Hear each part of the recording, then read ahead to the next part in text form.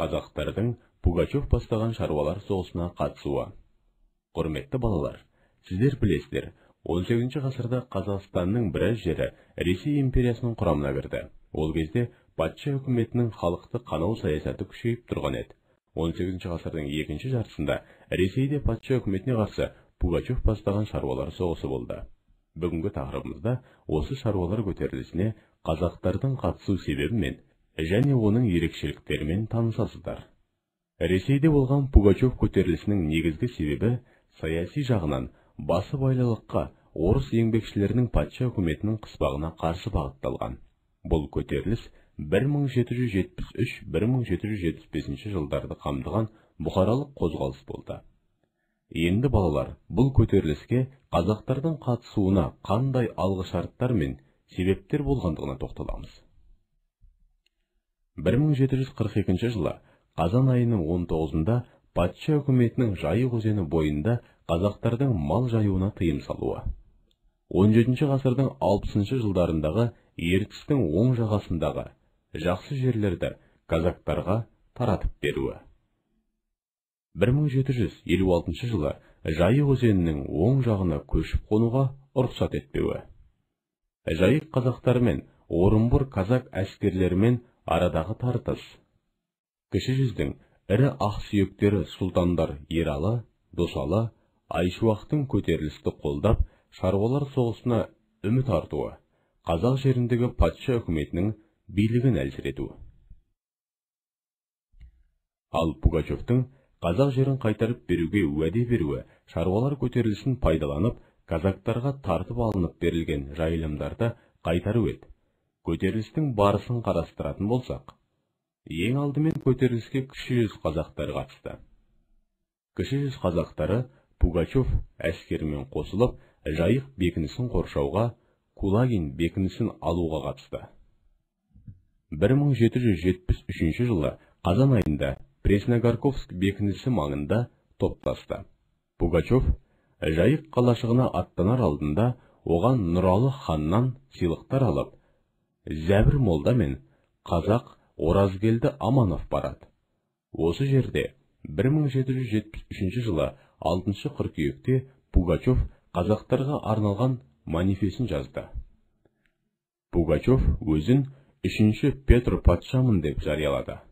Онда жер, суды қайтарам деп уәде берді. Үндеу қазақтар арасында қолдау тапты. Ол Жайық бекінісін ала алмай, әскерінің негізгі күшін Орынборға бағыттады. Қазақтарға қатысты патша өкіметі мен казактардың әрекеті жергілікті тұрғындардың желілерге, станциялар мен кордондарға қашуын көбейтіп жіберді.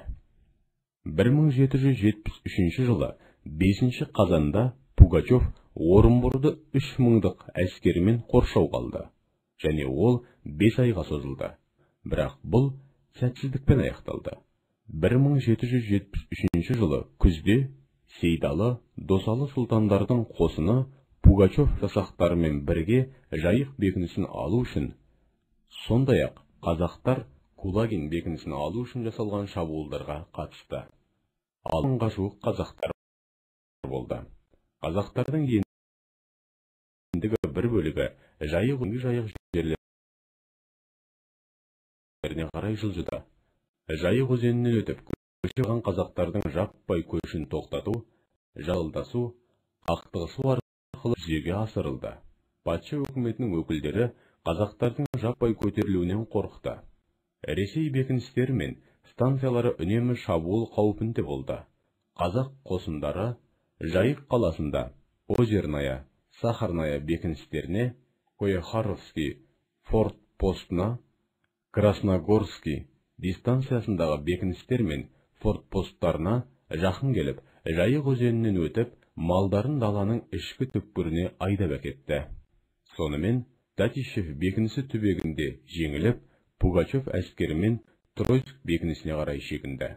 1774 жылы мамырда Пугачев Абылай ханға 2 хат жіберді. Пугачевтың хаты мен үндеуі батырлар тарапынан жауапсыз қалған жоқ. Кіші және орта жүздің қазақтары Губерлинск бекінісін талқандап, Ор бекінісін 5 күн бойы қоршауда болып, патша әскерінің келуімен бекініс қоршаудан босатылды. Орынбор генерал-губернаторы Рейнсдорф Нұралы және Абылай ханға, Айшуақ және Досалы сұлтандарға Пугачев әскеріне қарсы шара қолдануын сұрады. Патша өкіметі бір халықты екіншісіне қарсы пайдаланғысы келді. Қазақ қоғамының бетке ұстарлары өздерінің қоғамдағы жағдайын жойып алудан қорқып, патша өкіметіне көмектесті. 1774 жылы маусымда орта жүздің қазақтары Алабұға дала бекінісін талқандап, Пресногорковск және Петропавловск бекіністерін алуға дайындалды. Осындай жағдайда Абылай мен сұлтандар патша өкіметіне ауылдарды өздерінің ырқына ұстап отыра алмайтындығын жеткізді. 1774 жылы жазда кіші жүз қазақтарының Ой желісіне шабуылы жиіледі. Малды айдап кетіп отырды. Пугачевтік көтерілісшілер қазақ қосындармен бірге патша өкіметінің бекіністеріне, фортпосттарына және дала бекіністеріне 240 рет шабуыл жасады. Нұралы хан Елек қорғанысына келіп, патша өкіметінен өзін қорғауын өтінді. Көтеріліс жеңіліске ұшырады. Пугачев жазаланды. Ал енді көтерілістің жеңілу себептері мен тарихи маңыздарына тоқталатын болсақ. Шаруалар соғысының бәсеңдеуі қазақ даласына жазылу отрядтарының жақындауы және сұлтан би топтарының опасыздығы көтерілістің басылуын тездетті. Қазақтардың Пугачев бастаған шаруалар соғысына қатысуының тарихи маңызы сол, осы кезден бастап патша өкіметіне қарсы орыс және қазақ халқының бірлескен күресі басталды. Қазақ шаруалары көтеріліске қатыса отырып, патша әскерімен күрес жүргізудің тәжірибесін алды. Қозғалыс жеңілсе де, Пугачев көтерілісінің барысында қазақ жерінде патша өкіметінің отарлау саясатына қарсы қозғалыстың ірі ошағы қалыптасты. Патша өкіметінің қазақ жерін басқару жүйесін өз мүддесіне ыңғайлап өзгертуге тырысуы келесі көтерілістің шығуына себеп болды.